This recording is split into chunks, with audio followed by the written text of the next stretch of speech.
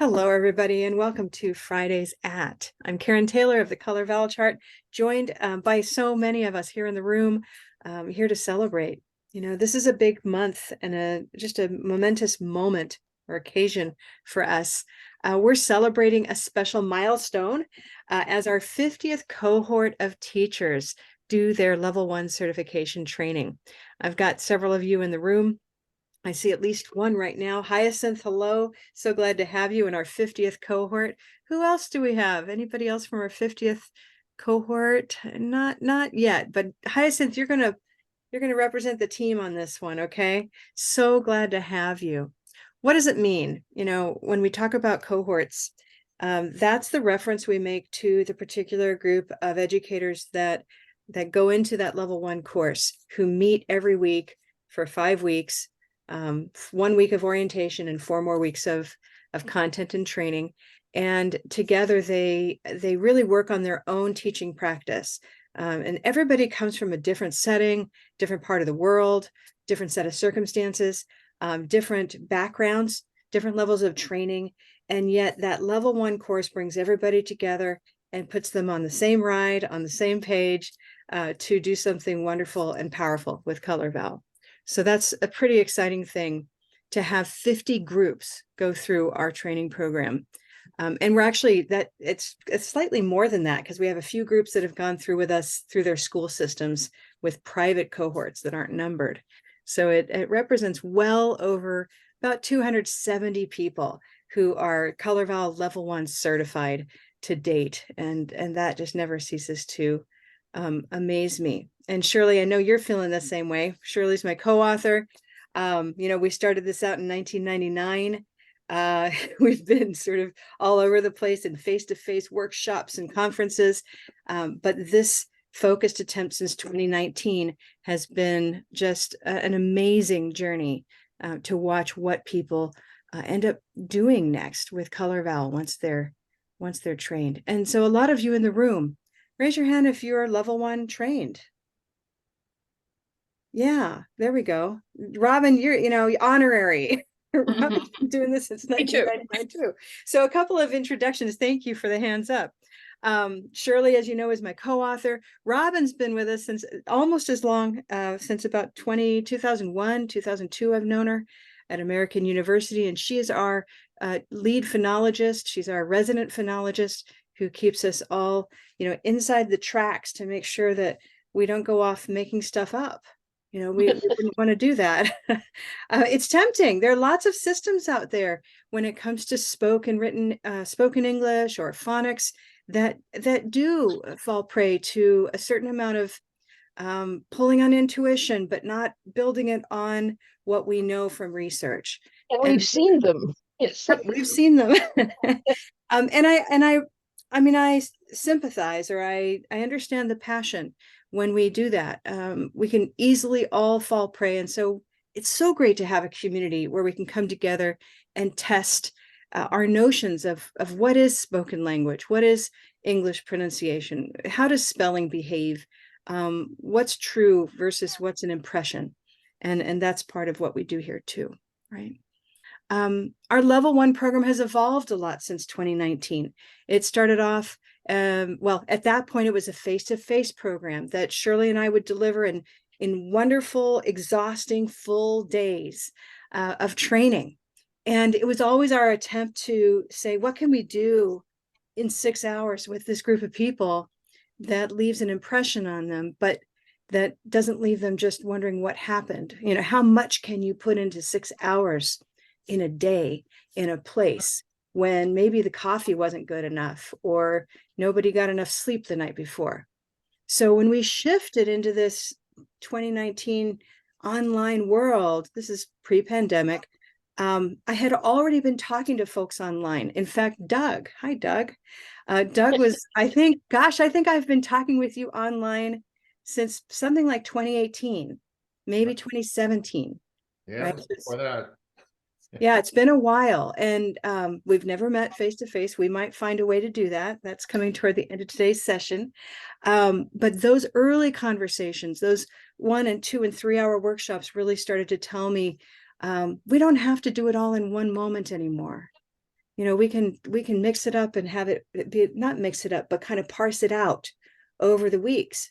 So this 4-week format, which before that was even a 6-week format, 1 hour per week, and then became really big, is now this pretty efficient model that folks go through. And they have video modules as well as live practicum moments with their coaches. I see, let's see, a couple of coaches in the room. I want to welcome Now. Hi, Now. And Gemma. Hello. Any other coaches in the room? Jennifer. Hello. She's a coach. So the coaches and Shirley and Robin together, we don't have Lynn right now or Susan, but our coaches are now teaching that level 1 course and making it available to more people than ever at different times of day, to meet all of the different time zones we have around the world. Okay. In all of this, the question is, well, 50 is a nice number, it's round, but what's the impact? And so today's session is devoted to that question. And I ask each of you just to start thinking for yourself, what has the impact been? What's the impact of this kind of simple training? Not thinking so much about any level 2 courses you've taken, but just think back to that level 1 experience where we've aimed from the beginning to just give you enough to really grapple with or chew on and do something with. Maybe not too much, we hope, and not too little. So if you can think back to that experience and what it did next for you, how did it help a student immediately? Or what did it do for your attitude about teaching? Did it give you more energy and maybe more passion, vision? Did it do something for your school? Today, I have a wonderful panel of speakers who are going to speak to those questions. I've got a University Institute setting for international students in Florida, represented by Aviva Katzenell. Hello, Aviva, good to have you. We have an intensive program for Japanese girls visiting New Zealand for months at a time, and that's going to be represented by, of course, Lisa. Hi, Lisa. Good to see you. Hi. Okay. We have the perspective of a volunteer taught adult ed program in Georgia, represented by Doug. Hi, Doug. Glad to have you. Other settings, we've got an online language coach in Oregon who reaches English learners in Japan, represented by Kaori. Hello, Kaori. Glad to have you. And finally, a unique high school here in Maryland that focuses exclusively on the needs of English learners. Think of it, a whole high school of ESL students. And that's exactly what Melissa Liu is doing. Hi, Melissa. Glad to see you. So our panelists will speak to these programs and what Color Vowel has done for them as teachers, as well as their students and the larger context. I won't take any more time now, but just know at the end, we'd like to share with you some events that are coming up. I'll preview just by saying we do have an upcoming Friday at 5 next month on assessment. Claire Schneider is going to be speaking to how she uses mirroring to guide students to do self-assessments. And Jennifer and I will talk toward the end about an event that we are planning for the spring of next year, a conference here in DC for Color Vowel educators and others who are interested. And so with no further delay, I'd like to start. And so Aviva, I've asked you to speak first. Would you mind taking a few minutes to share with us, how has Color Vowel impacted you? Sure. Am I allowed to bring up a little PowerPoint? Absolutely. Okay, so in that case, I will just share to screen. Bear with me 1 second. Famous last words. Okay. So I first came across Color Vowel at the ESOL International Conference in Atlanta in 2019. It feels like a million years ago. So much has happened since. And Karen and Jennifer were at this table in the exhibition hall. And there were loads and loads of people and they were dashing around, and I went to have a little peek and thought, oh, that looks interesting. I saw saw something pronunciation, and at the time I was really struggling teaching pronunciation. I was using textbooks that referred to the IPA, I was teaching my students English and what I consider to be a third language really wasn't helpful for me. So when I saw color vowel pronunciation, I got very excited, but there were so many people there that I thought, another time. And also I thought color vowel colors, primary school perhaps, high school, tertiary education, nah, I don't think so. I'll give it a miss. But there was something that niggled at my brain, mainly I think because of my constant struggles to teach pronunciation and to actually be effective and see impact, because I think that we can, as instructors, we can teach something. It doesn't necessarily mean that students learn, implement, and retain. So I realized that I wasn't being as effective as I could be. And I kept on going online to check out this color vowel thing. And eventually Karen must have seen that I'd been online to look at it various times. And she sent me a message saying, hey, listen, do you want to come and do the course? I thought, okay. The impact of that course has been phenomenal as far as I'm concerned. It has changed my whole perception of how we teach pronunciation, speaking, listening, and pronunciation, and also how it affects teaching reading skills. It's not just for pronunciation. It has a huge raft of consequences. But it wasn't only impact on my perception, it was student engagement. I did the Color Vowel Basics, or the level 1, and took it to FAU, to the Intensive English Institute. At the time, we were all online due to the pandemic, and decided that I would teach the entire course, like all 80 plus students online at one go. I thought, we've got to get this going. I'm going to do it. So we did. And then Karen agreed to do the level 1 course for several of my instructors. So we were all on the same page, and we all started using color vowel in the classroom. Okay, from the word go. We didn't give ourselves time to be scared. We didn't give ourselves time to say, well, we're not quite sure if we're doing it perfectly or not. We went in color vowel warm-ups. And what we found was that the impact on student engagement was absolutely huge. And just to give you a quick preview here, these are just some of the competitions. We started doing color vowel competitions because we were still learning how to use it. We thought, right, let's do competitions. Let's get everybody engaged. And as you can see, the competitions, students loved the competitions. We offered them pizza parties. We offered them ice cream parties if they came and stuck words up on the board and underlined the stress and indicated the color. And then we went to phrases, to thought groups, find the stress, underline the stress, find the color. And really, the students absolutely loved it. And we started to do focus groups and course evaluations. And this is just a quick overview. After the first couple of terms, students absolutely loved it.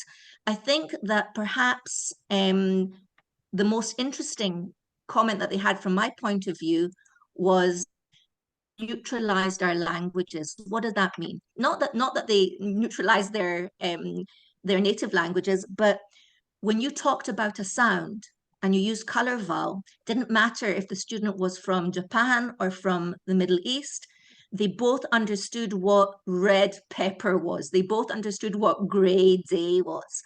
And all of a sudden, everybody felt that they were on an equal footing. And the impact of that was huge. We also asked them about Blue Canoe, and they love Blue Canoe. And both the color vowel and Blue Canoe are integral to our program now. We've also, so how else does it impact? So basically, one of our GTAs did a dissertation for her master's, and basically she looked at phonemic awareness of color vowel taught students versus students in another college who weren't taught color vowel. And she found that there was a significant statistical difference in terms of phonemic awareness, in terms of hearing. I think it was green tea and silver pin. So already we had something that said this isn't just a feeling in the you know, in our guts, in our stomachs. We can actually see black on white that our students have an advantage. So that was huge. The other impact that it's had, I think, is on our instructors' confidence.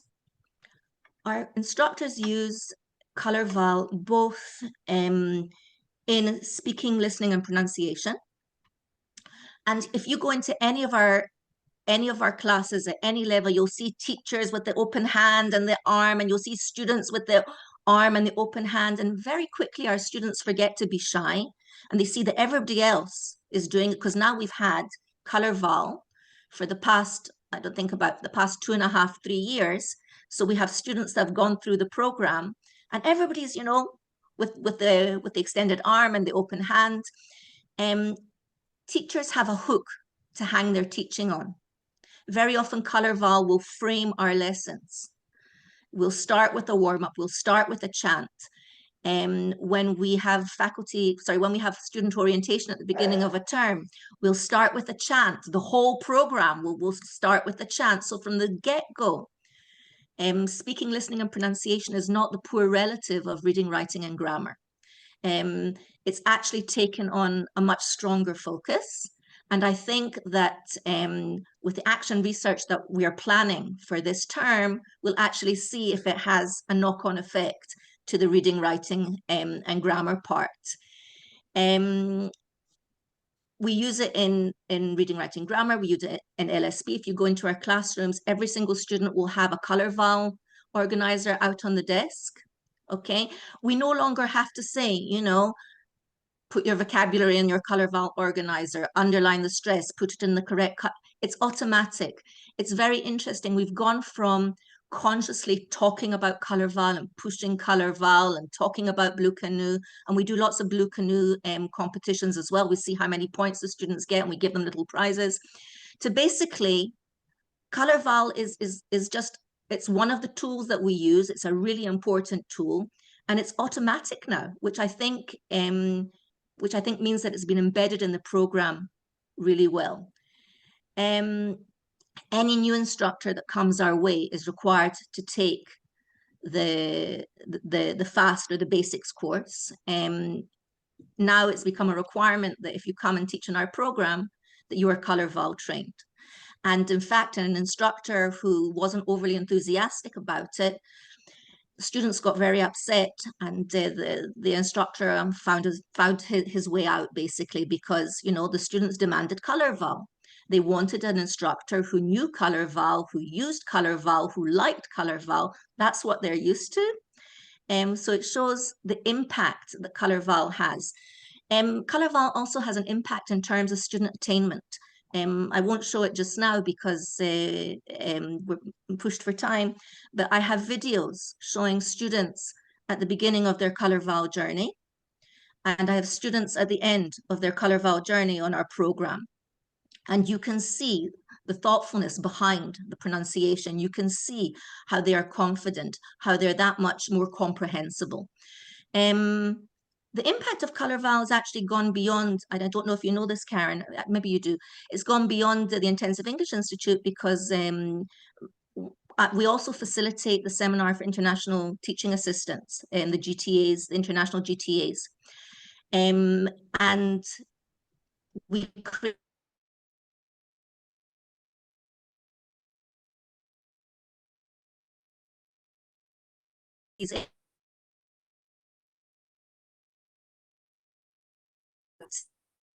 and they have tools, and of course they use Blue Canoe as well. The next step is action research.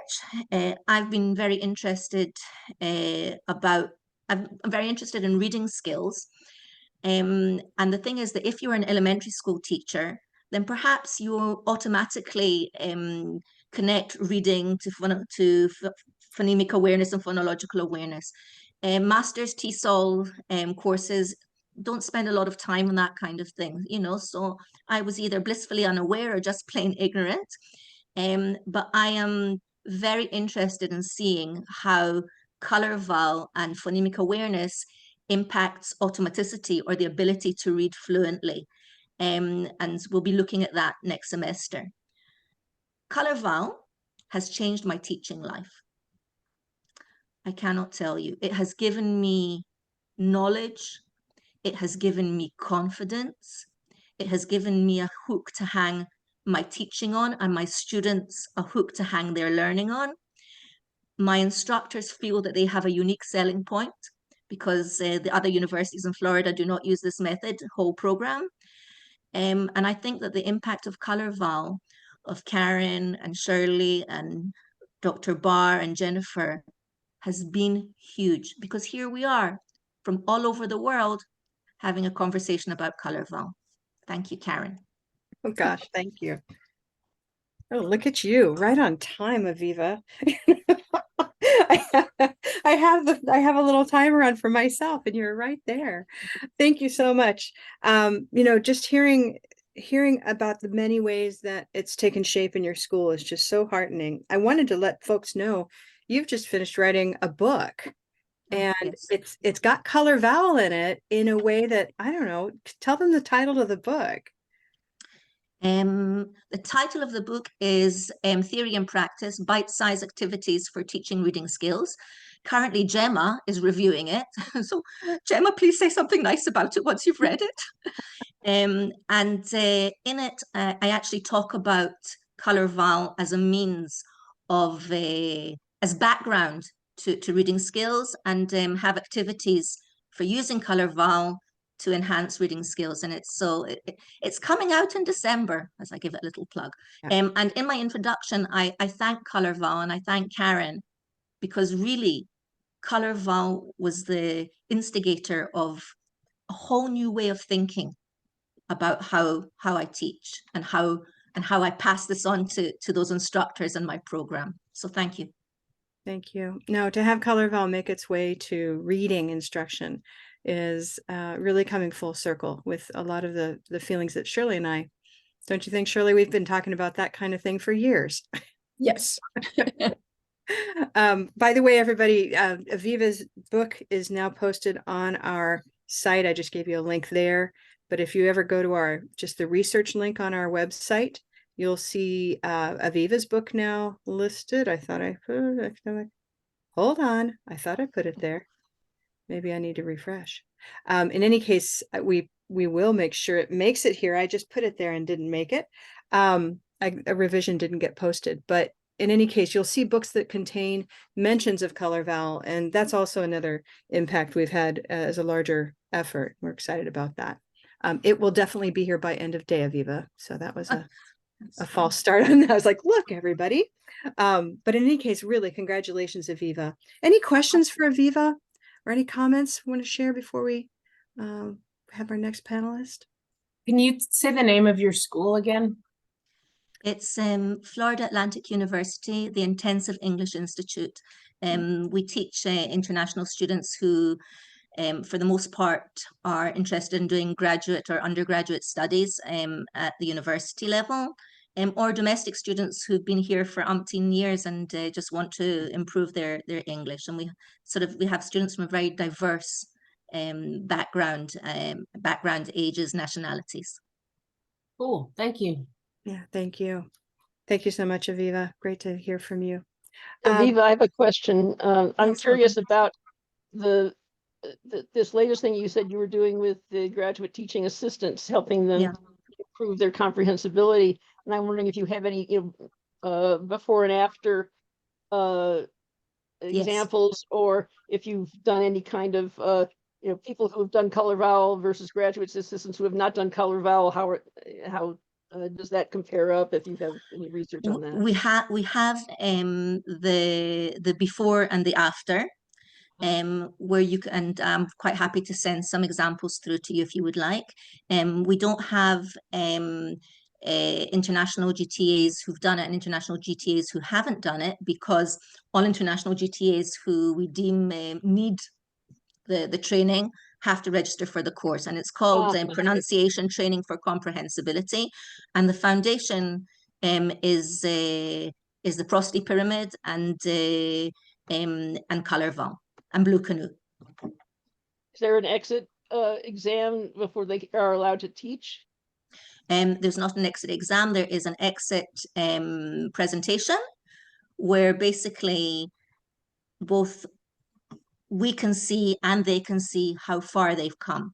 And the exit presentation is very similar to the initial introduction that they do, just so that they can see the differences. Okay, thank you. Wonderful, Aviva. Yeah, the topic of research and action research is always really exciting to us, and we look forward to looking at that more. Aviva's been doing amazing work there. Thank you. Hi, so Lisa Lamar is our next speaker. Lisa's coming to us from New Zealand, so glad to see you. I think it's now Saturday, possibly. Yeah. So happy Saturday. Lisa's founder and one of the teachers in the Southern Cross Institute that welcomes Japanese girls from Japan coming as a cohort to study for some time. Can you tell us more about that, Lisa, and how Color Vowel has impacted your work? Sure. So I've got a couple of pictures. So I'll share my screen also. Yeah, share the sound as well. Okay, can everyone see that slide there? All good? Okay, so this is our little school in the South Island of New Zealand. And we get students in from a couple of schools that we recruit from in Japan, and they come here for a year-long course. It's an intensive English course. And so at the present time, I teach full-time, and then we have a part-time teacher in the mornings, and we have our Japanese student advisor.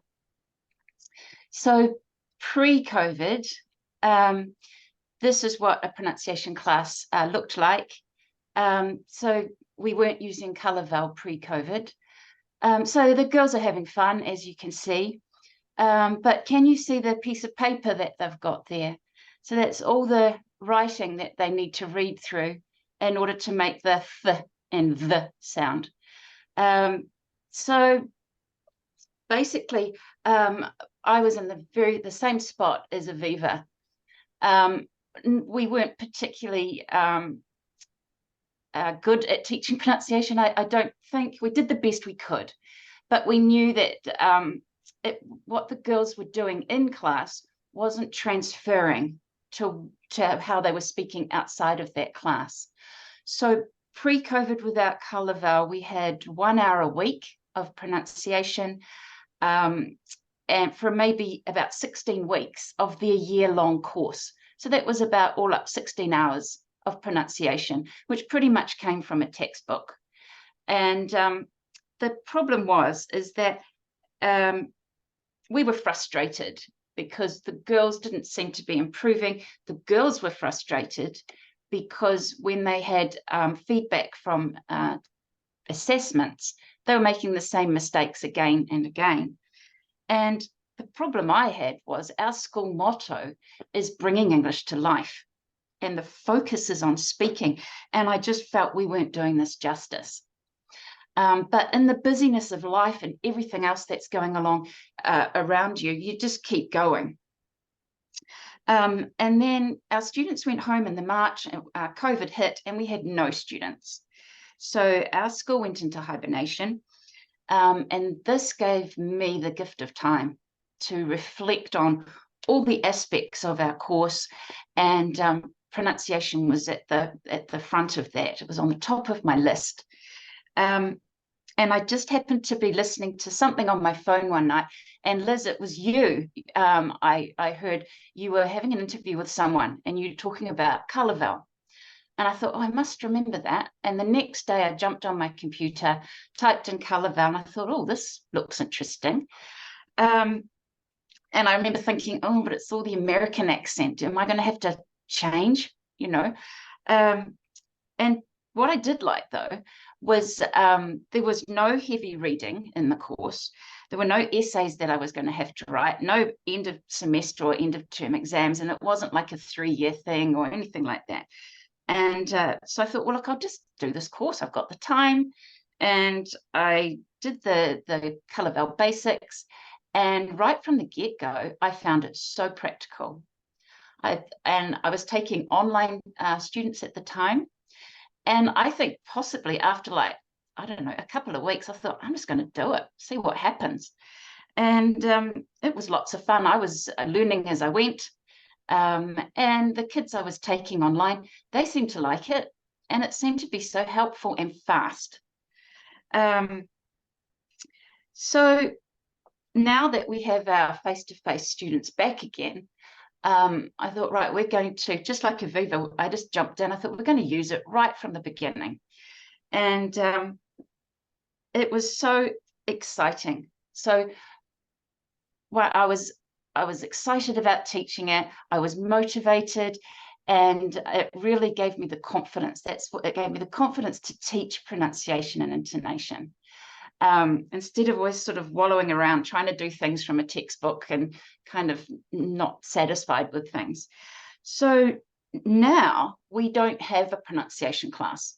So there's no 1 hour a week for 16 weeks. It's just there all the time. So we do a Color Vowel warm-up every day. And it might be introducing new vocabulary, recycling old vocabulary, or whatever. We do other little exercises with Color Vowel. We do chants. We've always got the Color Vowel chart in our rooms. And I've got my little, like a toolkit of things that I can pull out and use when we need it, not at a set time and not when I have time, but just whenever. And the students, they really like it. We had a formal anonymous feedback just at the end of last term or semester. And every single person indicated that Color Vowel was useful. And so I've got a little video. Got to say, I don't believe it's my best work here, but anyway, this video here shows me introducing a topic, which is the topic me and family. So I'm introducing words that the girls need to know living in New Zealand. The students that you see in the video had probably only been here for maybe a week. And so you're not going to see them using their hands very much because being teenagers as well, they're very aware of everyone else in the room. And they were a little bit shy. But nowadays, the girls are really into it. But anyway, I'll just play a little bit of this. And you can see what we were doing. Green tea, New Zealand. Let's go. Green tea, New Zealand. Silver pin, India. Silver pin, India.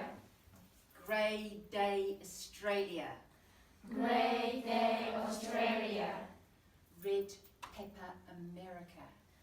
Red pepper, America. Black cat, Japan. Black cat, Japan. Okay, so you get the picture of what we were doing. And so that was probably some of their, it wasn't the first time they'd done Color Vowel, but it was probably maybe the 4th or 5th. And so what I feel now is that we are bringing English to life. So it's aligned everything that I value. We're doing, their speaking, I feel, is improving. We're bringing our English to life, and we are using Color Vowel just all the time. And it's hard to measure, you know, non-Color Vowel students and Color Vowel students, but recently we had the opportunity to host students from the same school as these girls, the same year as these girls. They came out for 2 weeks for a very short holiday course, and they were taught by a non-Color Vowel trained teacher, and they prepared a play for us to watch. And when they performed the play, I really noticed that I was struggling. I had to really work hard to hear what they were saying, to understand the words, and certain words I couldn't catch at all. And I thought to myself, wow, I think if my girls had done that, knowing, we would have marked the script up and everything. And I think there would have been a huge difference. So now I've nearly finished level 2, and just reflecting on it before I started thinking about this presentation, I thought Color Vowel is a part of my teaching now, and it's how I teach. It's how I do it. And so I'm also a licensed partner with Color Vowel, and that allows me to touch base with Karen and Jennifer once a month and reflect on what I'm doing, and for them to give me really valuable feedback about what I could be doing.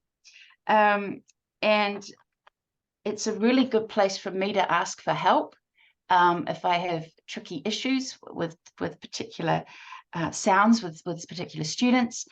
And on the other level, it gives our school a point of difference. So we are the only language school, the only school in Aotearoa, New Zealand, that teaches Color Vowel. And so that's really useful for me when we're marketing in Japan as well. So I'm really grateful that for this course. And it was just chance that I heard Liz that night on some interview she was doing, and that I just came across it on my computer, and I did it, and it's really transformed the way we do things, and it's breathed a whole lot of life into our course. And I'm so confident that it does make a difference. So thank you so much.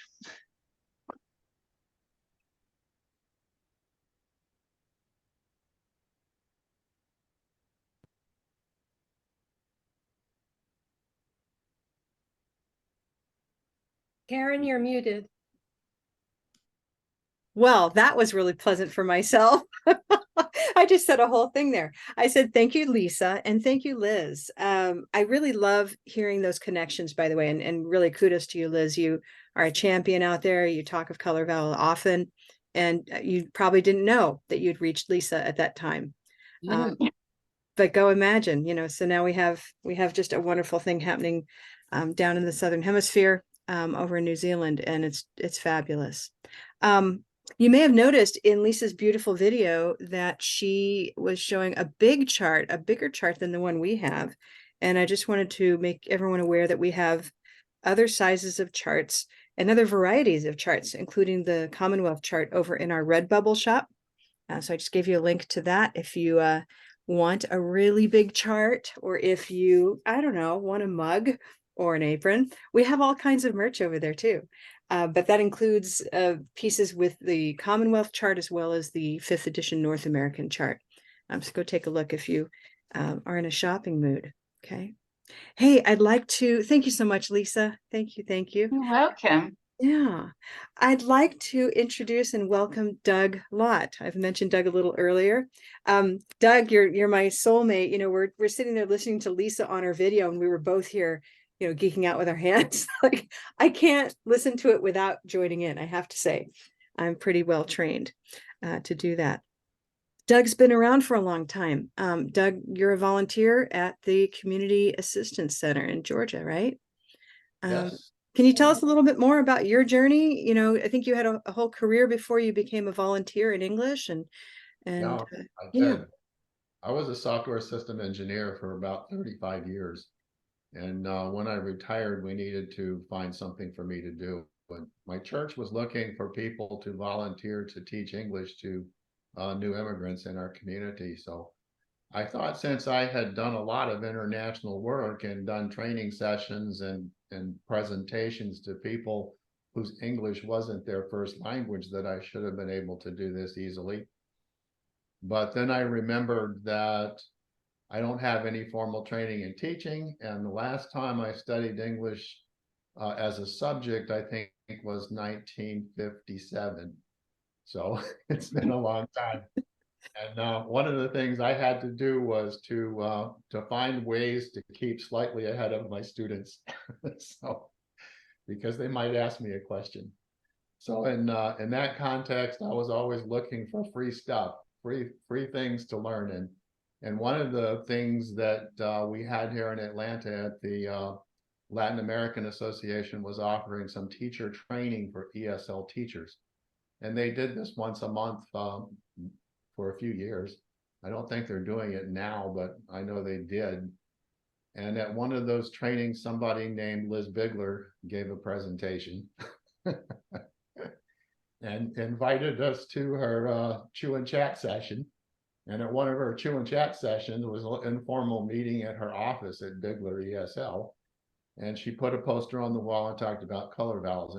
And it just caught my attention right then. And I came home and started looking for stuff on the internet. And that's when I started finding videos and lots of things that excited me about color vowels. So I'm going to put up a few slides too. And hope these come through okay. Well, that didn't help, huh? Well, it's coming. I think it's coming. Well, let's see if I can change it. It's not, now it won't come down, so I don't know what now. I'll try again. I don't know what to try because nothing will change. Let's see. Can you get out of screen share, or shall I take it from you? You take it from me because I can't get out of screen share at all. Okay. Oh, interesting. Oh, there we go. I did it. I have the power. So try that again, Doug. We want to see your slides.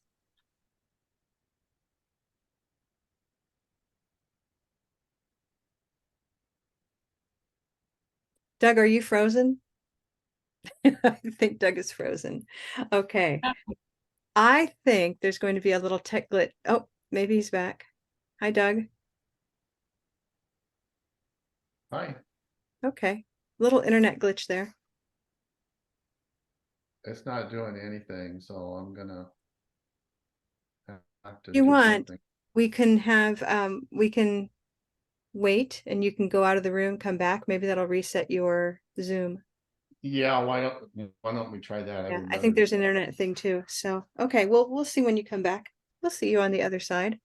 Okay. Okay, great. Well, in that case, we'll move forward one and come back to Doug, right? Melissa, is that okay with you? Where'd she go? There we go, Melissa.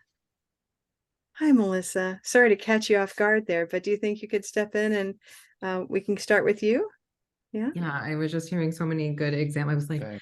gotta have an example on video somewhere. I was just like going into my all of the recording I did. No, last year, it's but, not a requirement, but no, but I think no, I think I have a lot to talk about. So hopefully I can keep it concise. One second. I'm also gonna share. yeah, Melissa, we'd like to welcome you. Melissa's an ESOL teacher and I at the International High School at Langley Park. I always like to just talk briefly about that phrase international school, because many of us think of international schools as a place where international students go, you know, that are like diplomatic or their parents travel or something. But this is just a really special, different use of international. This is part of the International's consortium that maybe Melissa will talk about, but these are students who are all second language learners of English and who who live in the United States and live in Prince George's County, Maryland. So we're thrilled to be working with Melissa and her school. Hi, Melissa. Hi. Yep. I'm gonna share my screen as well. Let's do this one. Yeah. Okay. Let's see. That'll look right. Okay. Sorry, let me just adjust and get used back to Zoom teaching. Yeah, so my name is Melissa Liu, and I was in the cohort 19 in the summer of 2020. And I'm an ESOL teacher and also the department lead at the International High School at Langley Park. And we are part of Prince George's County Public Schools here in Maryland. We're one of the largest districts in the state. So if you're in the DMV area, you may have heard of our district before. And then just a little bit of background, I have my master's in TESOL from University of Maryland, and my undergraduate experience is in international studies and Japanese studies. So some of what kind of important to my color vowel interest and background is I taught as English as a foreign language in Japan for 3 years, and then got my master's, and I've been at the International High School for the past 6 years. But I did want to talk a little bit about my school, because it is a bit of a unicorn school. So the international part of our international high school, it comes from the Internationals Network for Public Schools, based out of New York. So we're one of 26 or 27 schools that we're adding more and more every year. So we are a public school. We're a public high school. We're part of Prince George's County Public Schools, and you guys can read the little blurb, but just to help people. So we serve grade 9 through 12, but it's 100% multilingual learners and recently exited learners. Because if students exit ESOL, we use the WIDA Access English proficiency measure in our state, and it's a 4.5 in our state for them to exit. They don't leave our program. We continue supporting them throughout their entire high school career and all the credits needed for graduation. And part of the Internationals Network is the parent organization has us follow certain instructional practices, basically facilitates us being able to do best practices. So we teach in upper and lower house teams. We're in collaborative teams. Our students are heterogeneously grouped by ability level. We do a lot of collaborative work, project-based learning, and we use mastery-based grading, which gives me which is where Color Vowel comes in. It gives me a lot of, in my department, a lot of flexibility with our curriculum. We have ability to write and adapt curriculum without as much pressure from the district as other schools might feel. So yeah, and if you are interested, I was gonna copy the link into the chat for the Internationals Network if you are interested in reading about them and all of our different sister schools across the country. Flashback back to summer or spring of 2020, when the pandemic started and everybody was trying to figure out what to do online, and we were being invited to all these free trainings and seminars and things like that. A colleague of mine at the time who was also in cohort 19, Miss Lewis, had heard about it, I think at TESOL, and similar to our first speaker, didn't have time to pursue it then, and saw the opportunity for a free webinar. It was maybe a 1 or 2 hours, a very extended, detailed webinar. She's like, we have to go to this. We should go to this. And I remember thinking, oh gosh, I'm so tired and burnt out already in May of 2020 with learning Nearpod and Flipgrid and all this stuff. So kind of reluctantly went, and it was instantly this is what I have needed my whole teaching career. Because I remember this is going back to my teaching in Japan, and that struggle with, I had no idea how to help students with pronunciation. And we were, as a foreigner teaching in Japan, it was kind of you can magically fix their pronunciation by speaking with them. And that wasn't the case, and trying to figure out how to help them with the recitation contests, and just, I had no tools. And I was like, this is the same. And then as I taught here with mostly Spanish speaking students and students who are immigrants and refugees with interrupted education, it was there was these similar things that were happening, two totally different populations of ESOL students, or English learners, but similar things. I had no idea how to tell them. So we were just sort of ignoring pronunciation. We to measure speaking, reading, writing, and listening.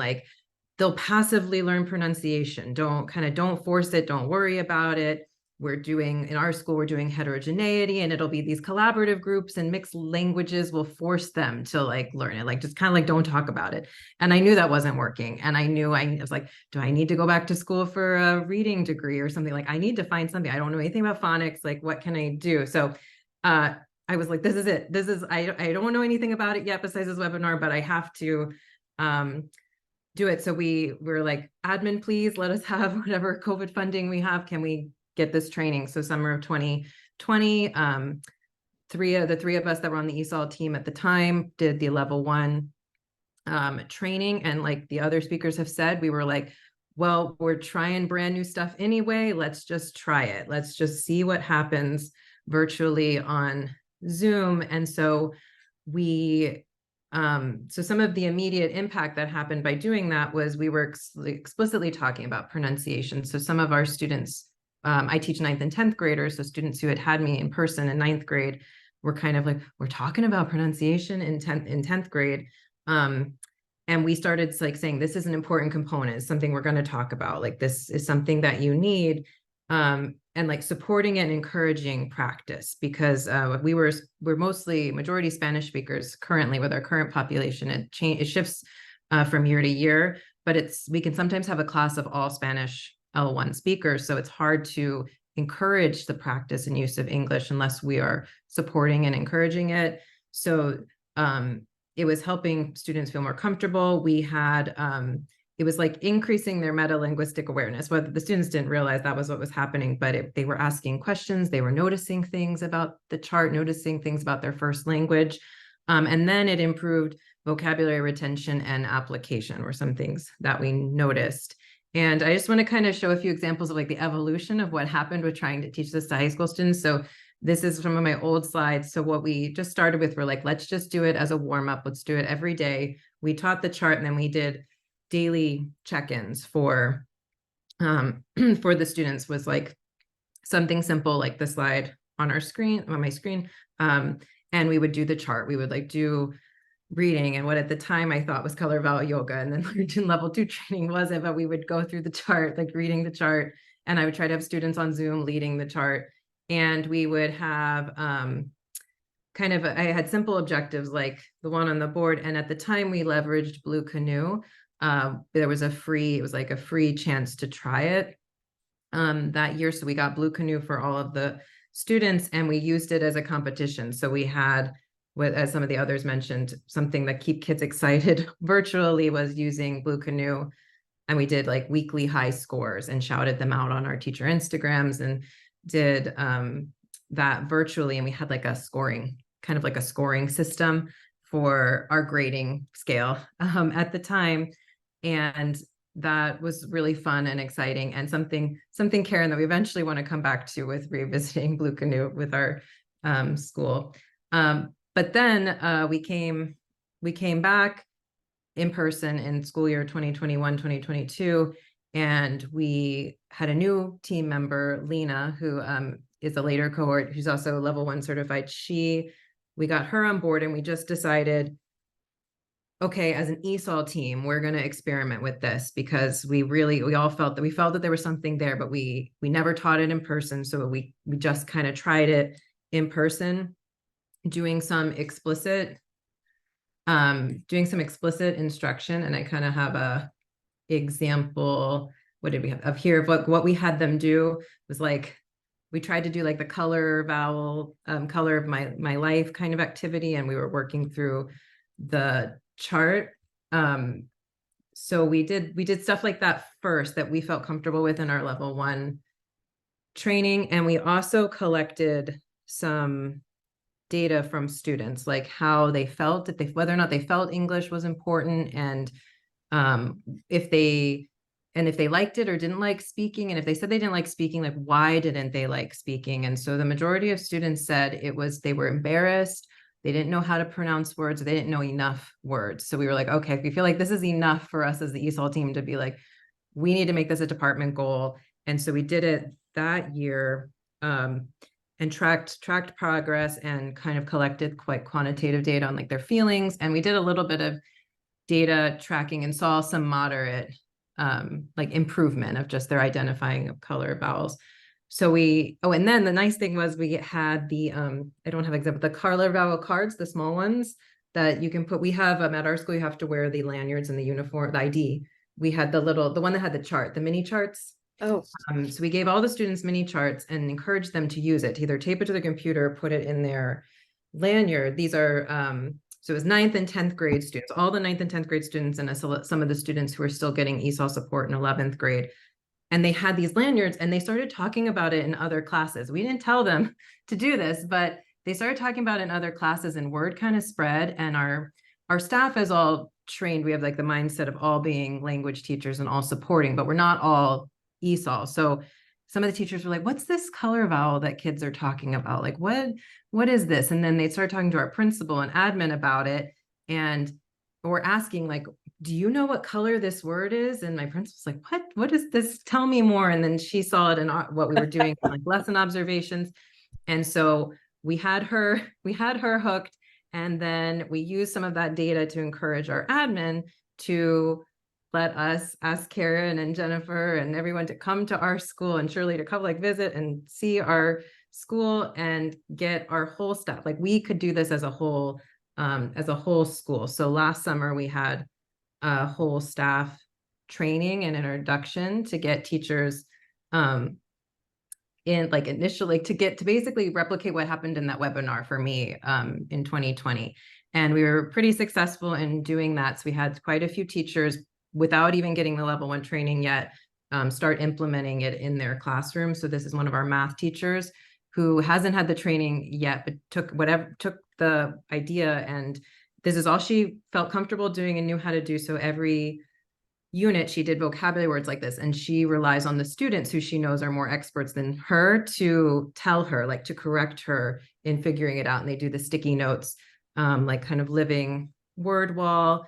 And then these are some things we do in our ESOL classrooms for kind of interacting with the words. Here's another, this was, so teachers who are interested all put up their alphabet with the color vowel symbols. And this is another math teacher. This is how she created her word wall in her room and started adding content words to it, and had sort of a beautiful color vowel wall, because she's not ready yet to do the interactive stuff, but hopefully this coming year. So it's so now we have 3 fully trained level 1 teachers in our ESOL department, our 4th new ESOL teacher getting trained, and then we have 6 teachers last year who went through the video basics, and we're hoping to continue this coming year as we are now pursuing the accreditation program, starting the preliminary part of the accreditation program for next year, so that our whole school, we can be a color vowel school. We're very excited as the ESOL department. And I guess I was going to show, I have some other extra, oh, that's a bigger picture of that. I don't know how much time is left. Sorry, I wasn't tracking. Maybe, take 2 or 3 more minutes. And then Okay, so I had a few examples of a student, examples. So this is a student who had color vowel introduced virtually online, and then let me do slideshow so please.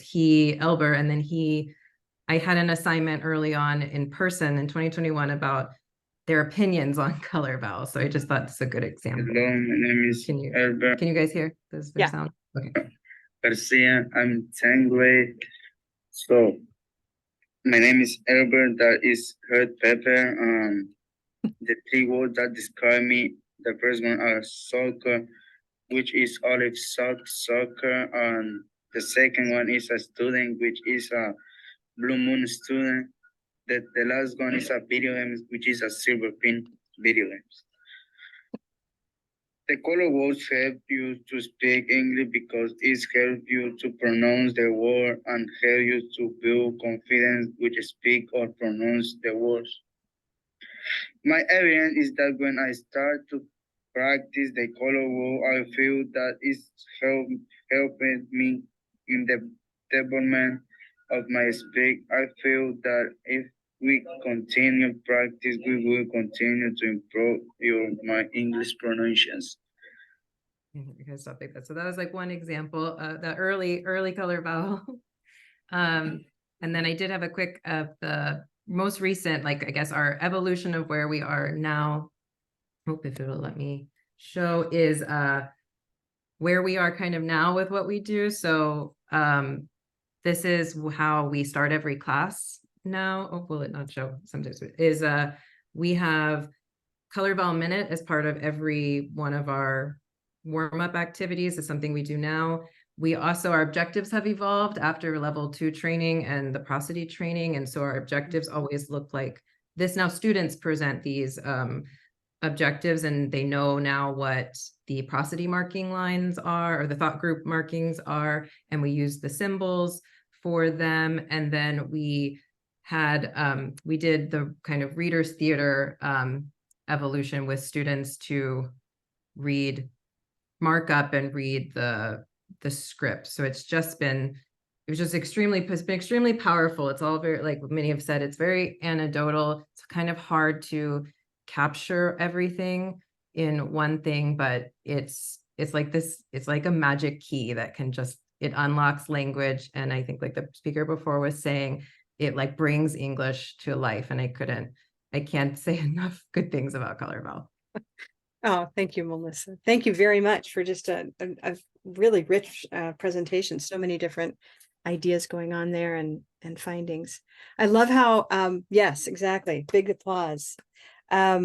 Everybody, I encourage you to take pictures. You know, we never know when they can come in handy, but just, Melissa, you're out there collecting things constantly, and it's just so much fun to see. Aviva's really great about that. Thanks for all those photos you send along. Okay. Thank you. I'd like to come back to Doug. We remember that Doug's a volunteer. He's going to unmute himself. He seems completely ready to go. Hi, Doug. I hope it's ready to go this time. Yeah, let me go ahead and put the slides up, because I think I've given you all the background that's I needed to. And I start off by telling my students how I ask them, why are they in my class? What it is that they expect to get out of it. And invariably I get two good answers, or two of the most common answers are, one of them is they want to get a job, and the other one is that they want to improve their pronunciation.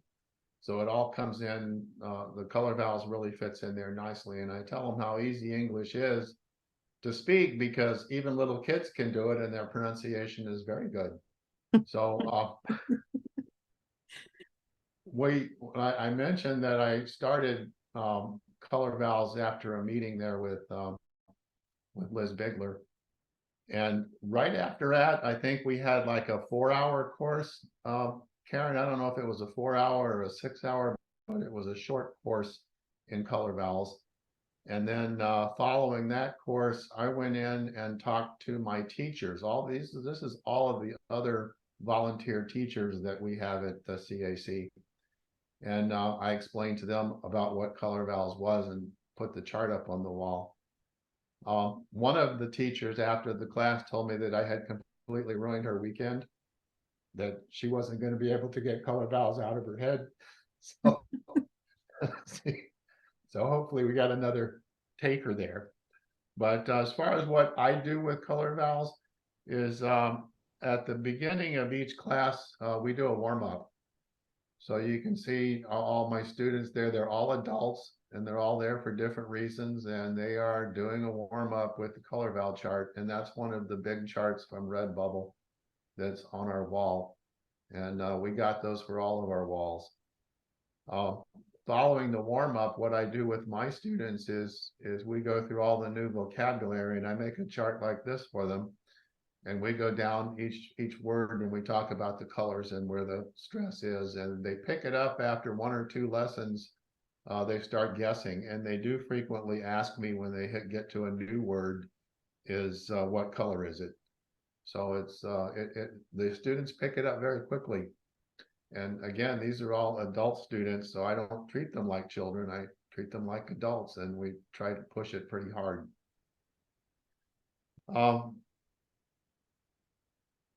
One of the things I want to mention about the Color Vowel Approach is that the level 1 training was great, but it opens up the door to so many other things, especially for people like me that don't know much about English to start with. And so I follow some other level 2 courses. And what I do with my students a lot is we do these chants. So these are, I got this chant. Checking in at the. Yeah, give me back here. This chat is the grammar chants that Carolyn Graham put out, and it was really interesting because I got the book pretty cheap, and my students really like these chants. The audio, there's a video on YouTube, and I was able to download the video and strip out the audio and then cut it up to fit each of the chants. So the reason my students really like it is you can listen and Checking in at the airport.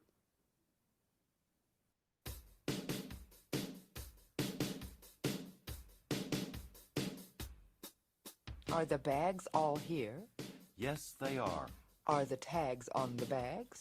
Yes, they are. Where's the big black bag? It's there, on the floor. Where's the little brown bag? It's there. So I don't want to play the whole thing. I just want to show the music because most of my students are Spanish speakers and they can't help but dance in their seats along with the music. In this one, I just pulled this one out a couple of weeks ago. We were talking about yes, no questions and WH questions, and I got into a discussion about the intonation. And again, it's not just what we learned in the level 1 course, but I get so much more out of the community by going to the Fridays at 5 and to the Pure English Practice. And I think a couple of weeks ago at Pure English Practice, there was a discussion of patterns.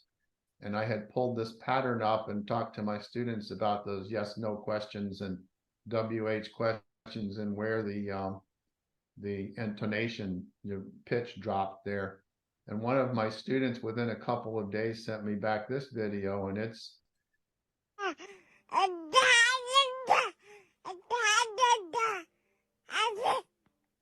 play the whole thing.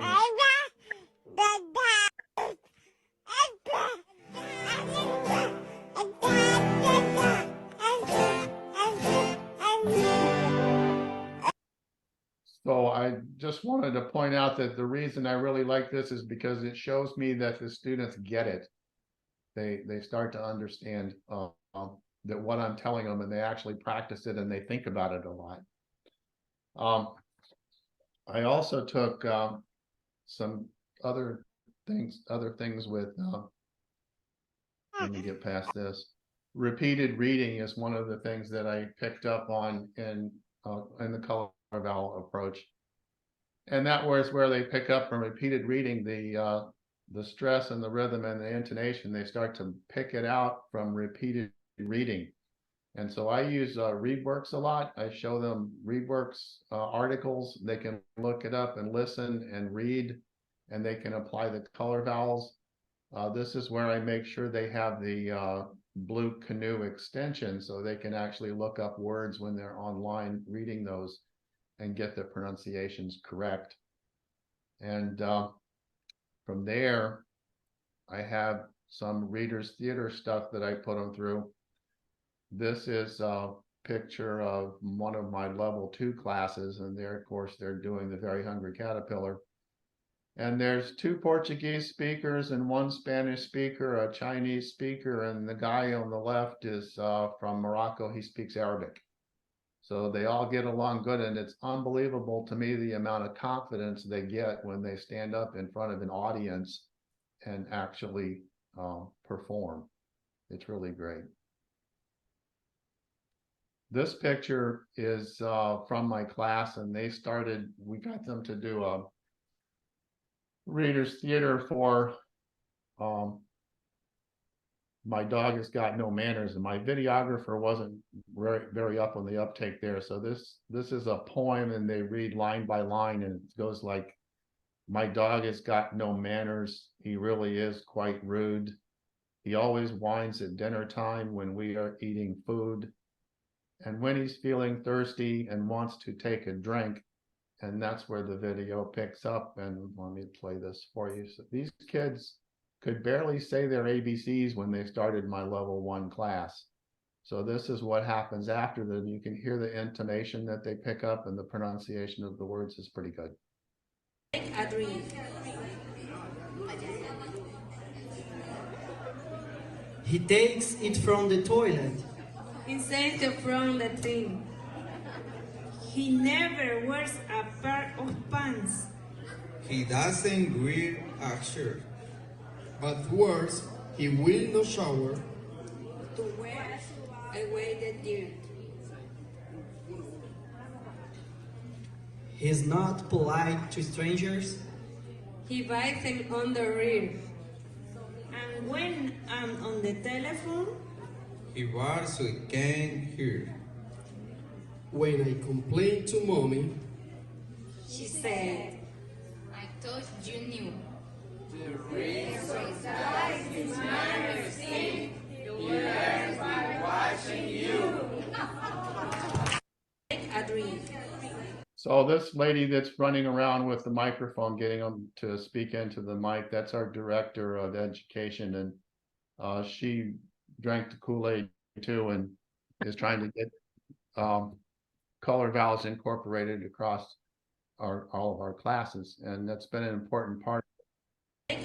This is just a list of reader scripts that we've done so far. I just started going over green eggs and ham last week, and I've told my class that we are going to do this at that end of year party that we're having in November. So the last video where they did my dog has got no manners, the next one we're going to be doing green eggs and ham is going to be our part of it. And Monica, our director, has wanted to change books.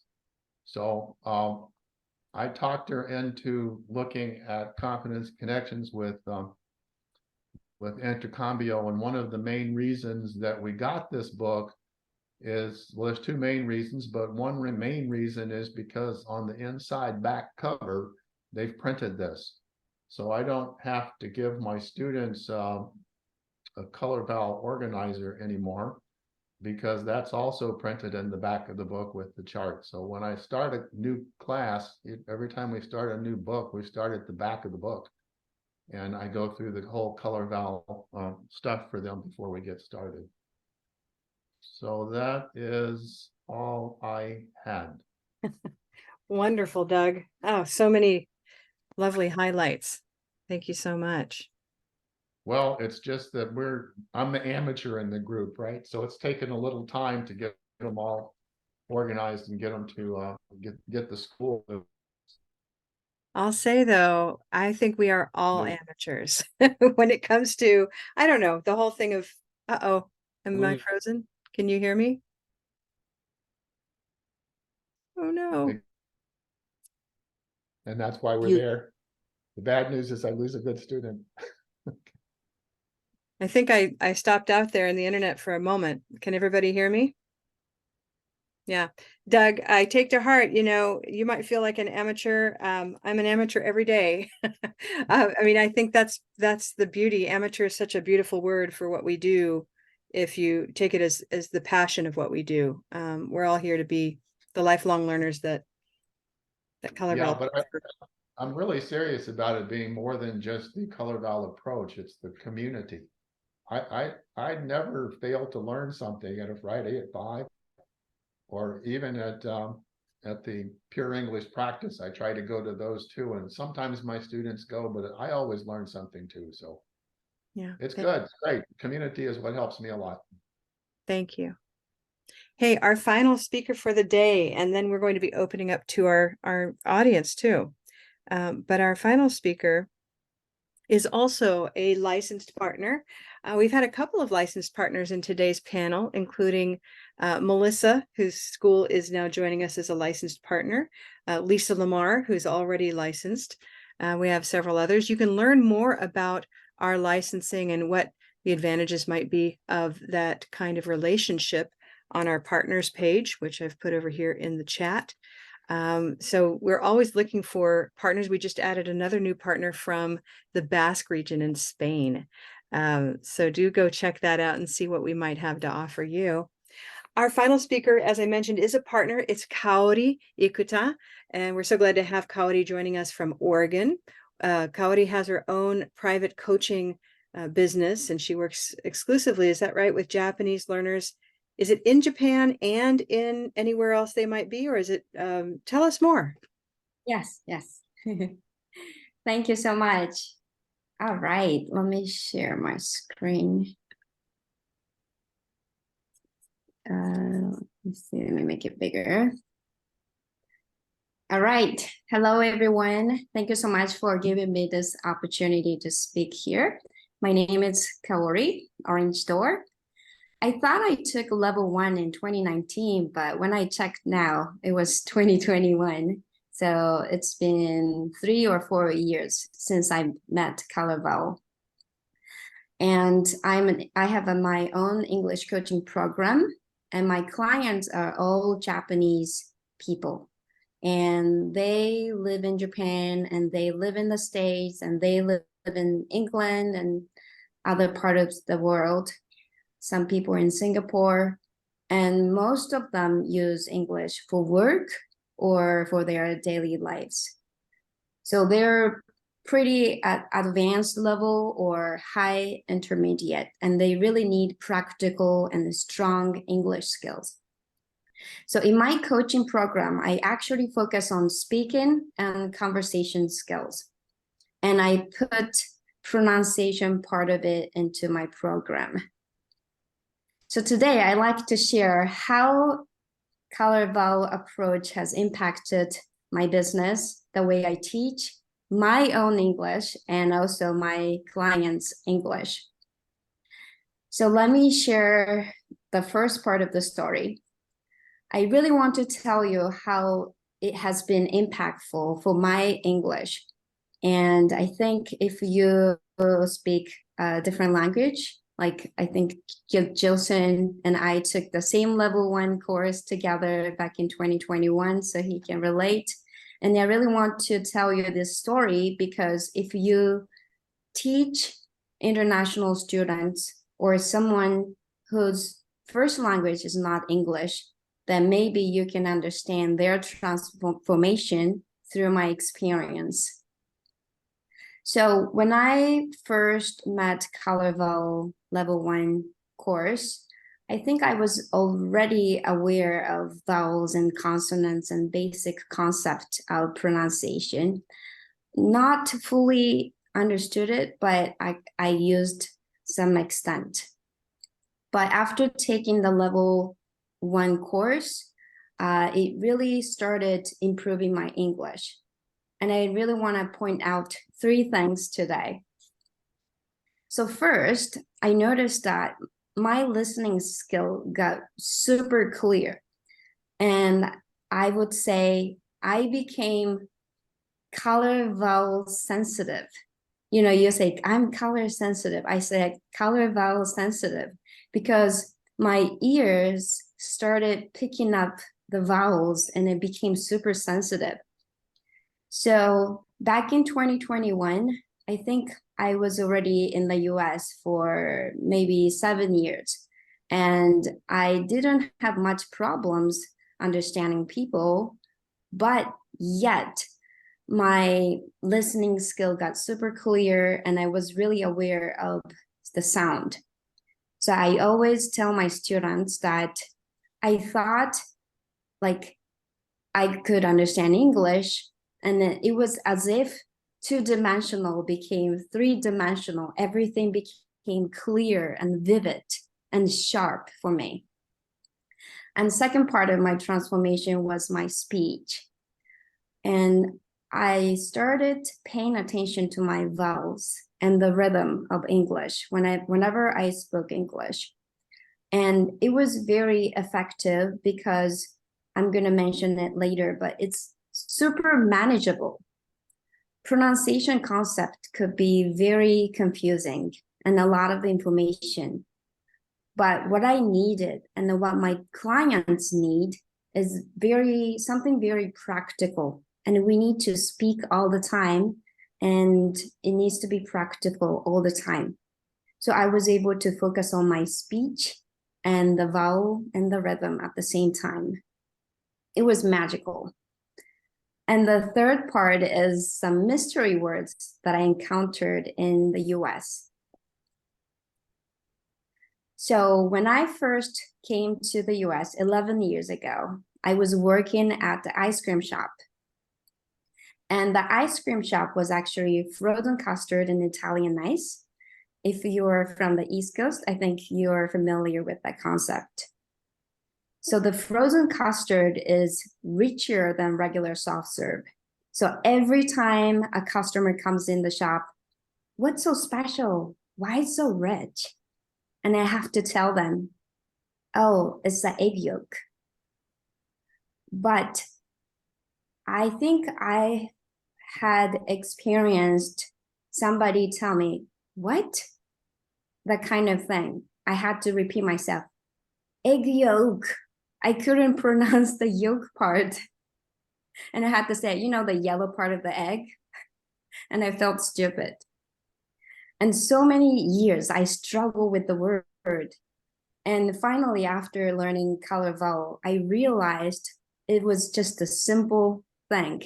Y plus rowboat plus K, just like a puzzle. But at that time, I thought, oh, the last part of the word, LK, must be the key. I had to say yolk, yolk.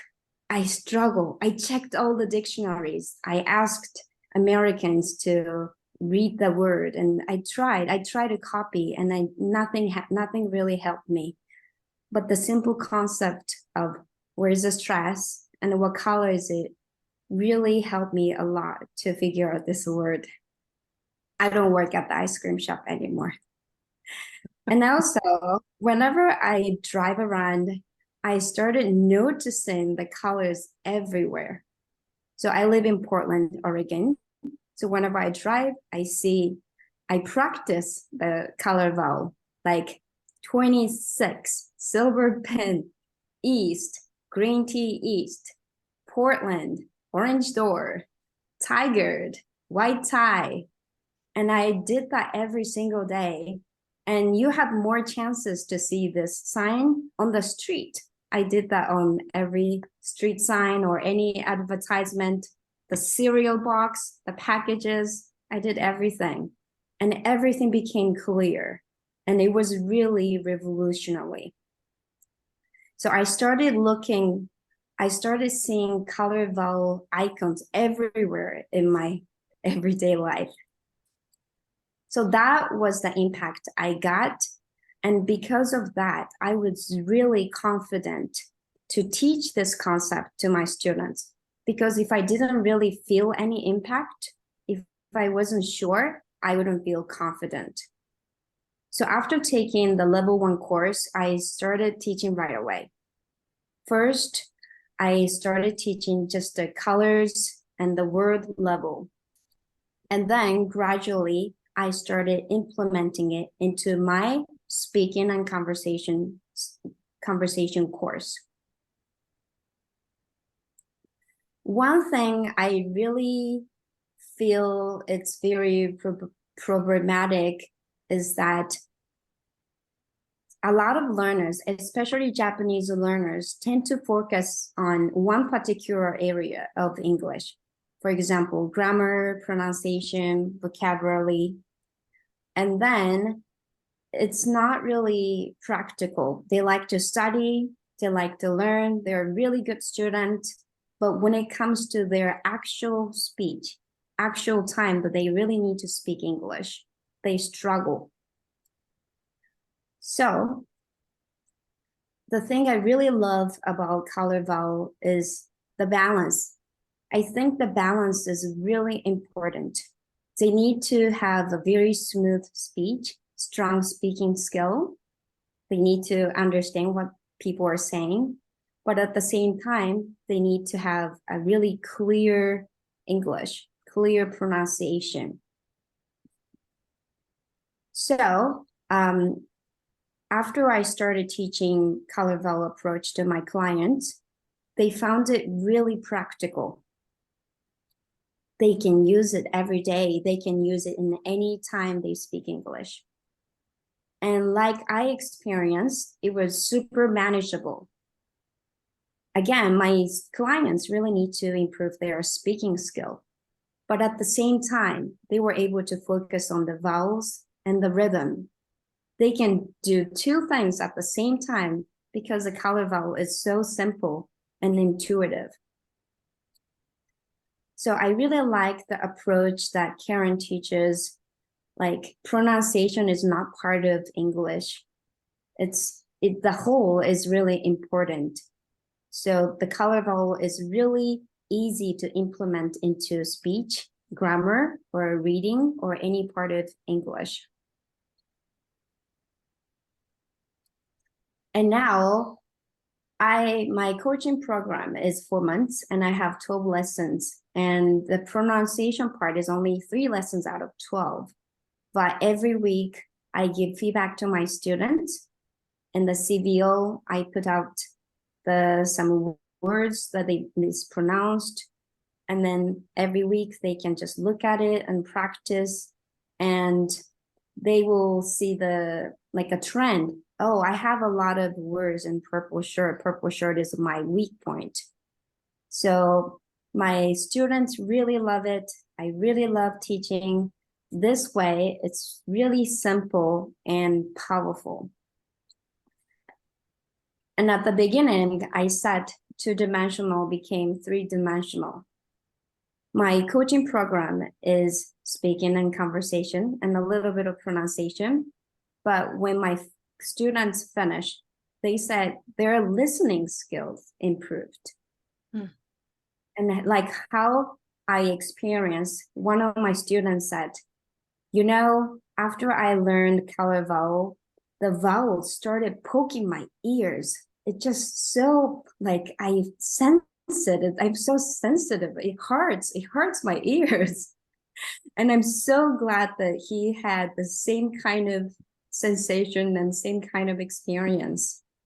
So that's what I like to continue teaching to my clients. Thank you. Thank you, Kaori. Oh, beautiful. I think we found our new advertising phrase. Let vowels poke your ears.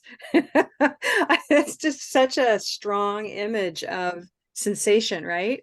That idea that you can just feel it in your body almost. So yeah, it sounds a little painful, but that idea of something just popping out to your attention is just a wonderful thing to hear from your perspective. Thank you, Kaori. Folks, these stories, I'm just left really touched, and I know we have lots of ideas and questions in the room.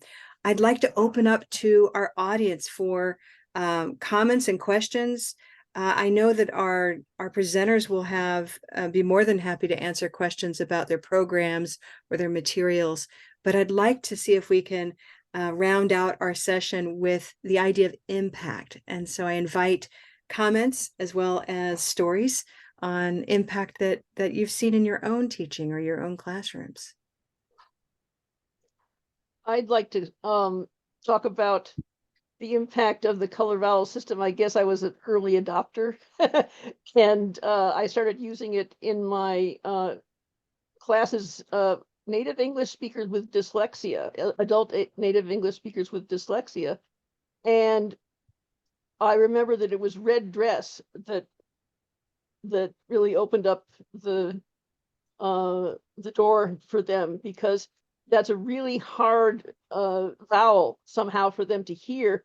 And this, what Aviva was talking about, the research, Aviva, that you were doing, reminded me of this, because what these students are missing is phonological awareness, and they have a really hard time hearing the sound as opposed to seeing the letter in front of them. So they had a very hard time doing the vowel sorting task unless they closed their eyes and couldn't read the words, for example. So using the color vowels as a crutch or scaffolding suddenly made them aware of what their mouth was doing, what their tongues were doing, and even though they were native speakers of English, they were not aware of what was going on enough to connect the sound with the letter. So it made a big difference. That particular vowel, I remember, a red dress was a breakthrough.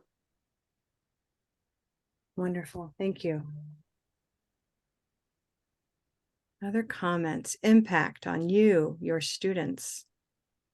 If you found yourself nodding earlier to anybody's story, or if you made a comment over there, think of this as an opportunity to elaborate. Impact. Karen. Yeah. This is Sue Isaac. We just completed I'm a volunteer ESL teacher, but in a faith-based program, and a trained trainer for basic workshop. We have an 11-hour workshop to teach volunteers how to organize their lesson.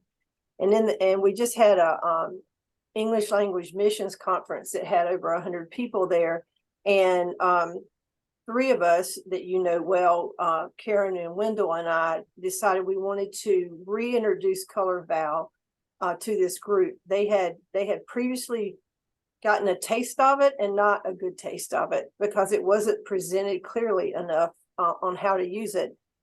Karen and I was the first person who did some research on it, and then I got Karen and Wendell to come along with me in this journey, and we started using it with our beginner students this year. And our other teachers were like, we don't want anything to do with this, this sounds too complicated. You use it and see how it does with you, and then we'll see if we want to come on board. And so we did a pull-out section, and it kind of just explained to them how it was an anchor phrase that set their pronunciation position of their mouth, so that when they went home with their organizer, whatever level student it was, they had a reference to go back to they didn't have to rely on their memory to do that.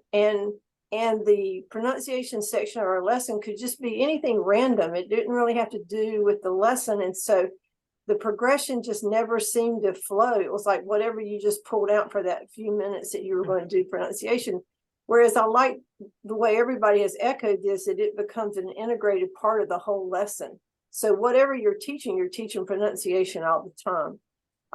And so it was very, very well received. One lady even came up and told us, she says, I wasn't going to come to this breakout session, but I decided to do it. And she said, I'm a believer now. So we've won over some people, in fact. But I'll just tell you just a couple of stories from students. We had one husband-wife team that is in our class, and he is in the intermediate class and she's in the beginner. So she began to go home and show him what she was learning with Color Vowel. And he was in my Zoom intermediate class, which we were using Color Vowel, but not the face-to-face class. So he went to his teacher and said, you have to learn how to do this. This makes all the difference in the world. And so it's just been just a fantastic journey. We had the last student I want to share is we had this man who had been coming to our class for a couple of years. I mean, he had dropped out for a while, but he came back, and he was always very solemn. He was a Vietnamese speaker. And we started using Color Vowel with him, and his whole affect just changed, because it has given him a confidence that he can do it. And as a native English speaker, it has given me confidence to teach it, because pronunciation was something I kind of wanted to touch with an 8-foot pole. It was like, I'll do a little bit, but not good. Southern speaker, we don't pronounce things the same way anyway. So anyway, I just wanted to share that lots of people want more information about it, and we're planning on presenting it again the next time we have an opportunity for either a regional workshop or an annual one like this. So thank you. You've made the biggest difference in the world to our ministry. Thank you. Thank you, Sue. Wonderful to hear from you. Lots of fun. I want to just say what was neat about Sue and her colleagues, Karen McBee, as well as Wendell, is that they participated together in the same cohort, and then they would meet. Am I right, Sue? They would meet immediately after class and think about ways and brainstorm ways to implement these ideas directly into their teaching.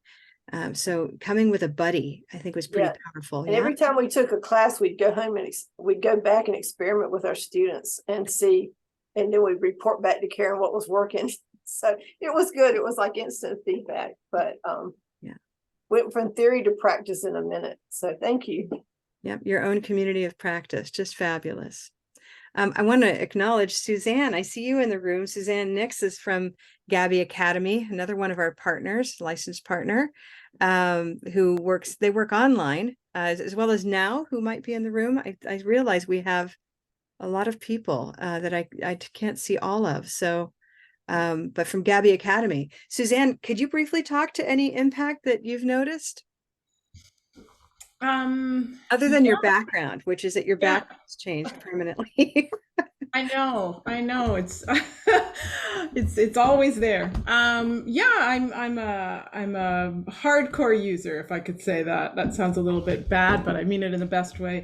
I use Color Vowel all the time, and I teach in different. I teach EAP at college level, as well as I tutor students. I tutor children and adults, and then the Gabby platform is typically for business people and mostly Japanese. But what it has done for me, it has unleashed my inherent musicality and rhythm. And I am a musician. And so for me, this has allowed me to really tap into my love of rhythm and brought rhythm and language out in me in a way that I never could before. So between the sort of the 3 pumps of the open hand and the chanting course, I just chant all the time. I mean, my students have this, they know I'm going to chant no matter what. So I just this week I was chanting all the conditionals, 0, 1st, 2nd, and 3rd. And you know, my students had a completely different experience learning the conditionals, because it became, you learn it in that rhythmic musical brain way that is so different from staring at a chart, and it was invaluable. So that's my takeaway, is the musical connection has really been amazing for me. That speaks volumes to me, because you're a musician. So if it brings music to a musician, I love that. Yeah. Dan, I want to hear can you give us a quick example of your conditional chant? Oh, I mean, I think I might have stolen this from Karen directly. It's the old, if I'd known it was your birthday, I would have baked a cake, you know, one of those kind, you know. If we'd left for the airport early, we wouldn't have missed our flight, you know. So just that, well, obviously that's I think that was the second one, right? Second conditional? No, 3rd, doesn't matter.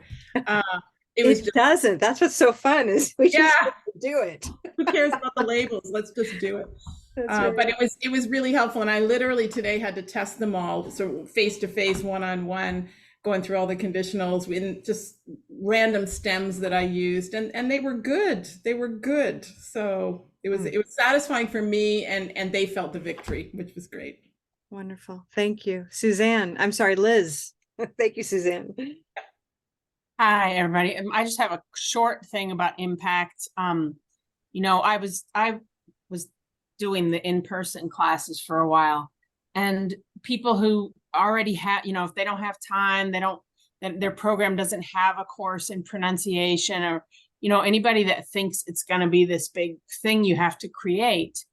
What the beautiful thing is, whatever you're already doing, you can just apply it over top of what you're already doing, whether it's reading or grammar or pronunciation, but usually not. You know, I've never used it as a purely pronunciation course, but so it's just so easy to apply it to whatever a school or a teacher is already doing. Yeah.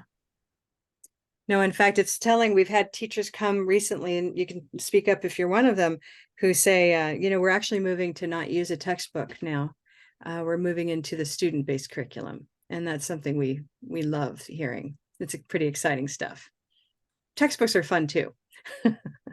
But sometimes no textbook can go a long way. Other impacts on students. Hi, Christine.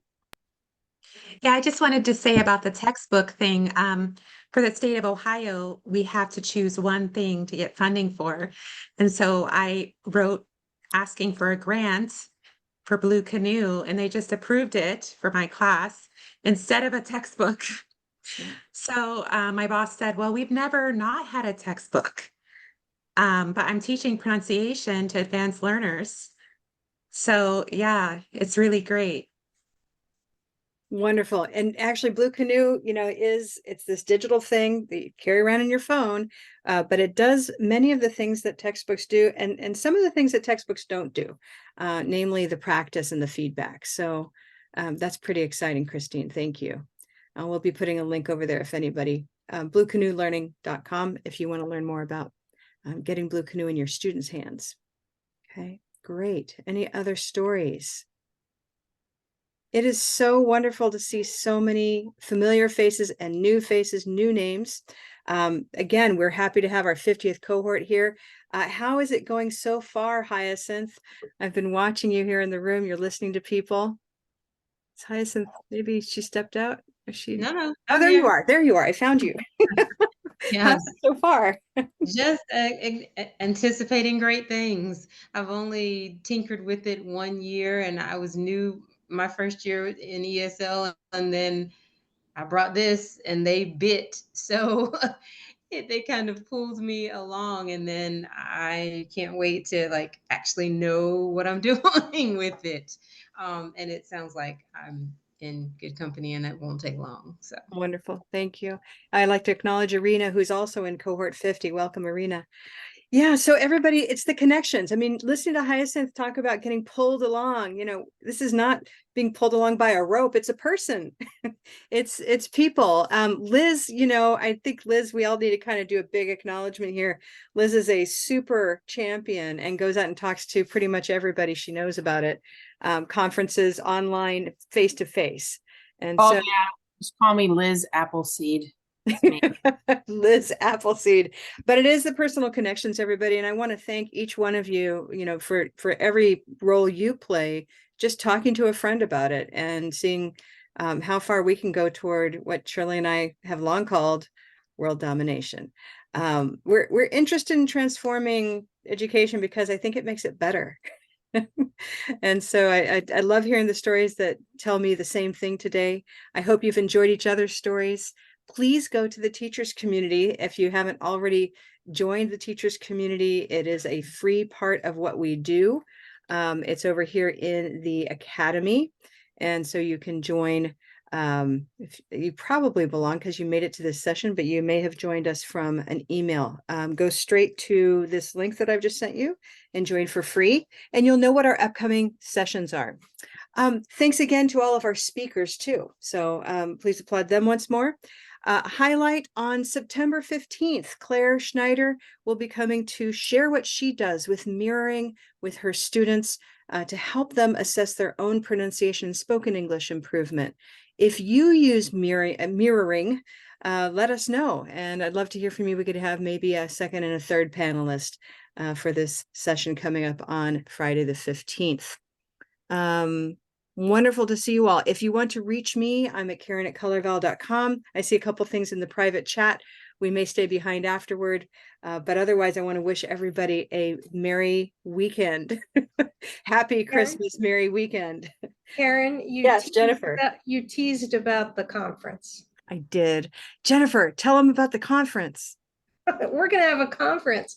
We are not going to be at International TESOL in March this year. We decided that we would stay closer to home, and we are going to have a 3-day conference. It'll hopefully be a Thursday afternoon, a Friday, and a Saturday morning of sessions. Our licensed partners will have their annual meeting.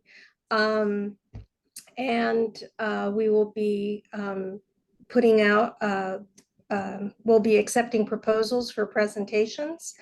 And we hope to have a few stellar speakers. And we are looking at dates in April at this time. We're still looking at venues, but there's a couple of very exciting possibilities. And so if you are interested, keep your ears open. We will be announcing it pretty soon because I was figuring when we needed to start putting out early registration tickets, and that'll probably be in October. So keep your eyes on your email for announcements and also within the communities. Thank you, Jennifer. Yeah, we're really looking forward to that. It's been a while since we were face-to-face in 2016.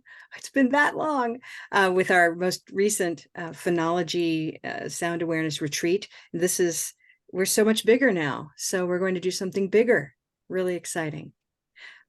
Hey, that'll be in Washington, D.C. Thanks, Dana, for asking. So somewhere in the D.C. area, we're still fixing that location, but we've got some neat leads. Okay. Hey, I wanted to finish up with Suzanne. You know, a couple of people have been asking, what do you think? Can you lead us through just one quick limerick? And then we'll say, you know, we had a lot of fun on Friday night. Some vowels in English can move, like rose and brown and blue. They start at one place, and then we can trace if they move.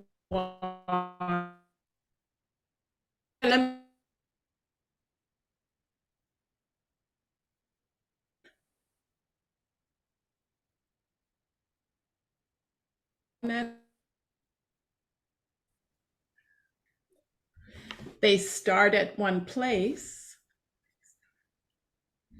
and then you can trace if they finished at Y or W. That's it. Fantastic. I got frozen there while you were speaking, but it's on tape, so I'll go back. If you need a copy, just ask.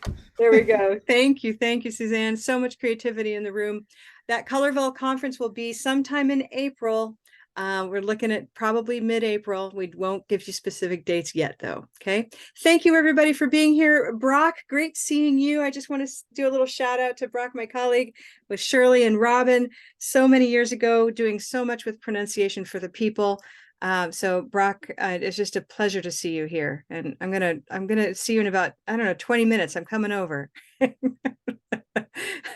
right, everybody. Have a great day. Happy weekend. Be well. Be safe. Bye-bye.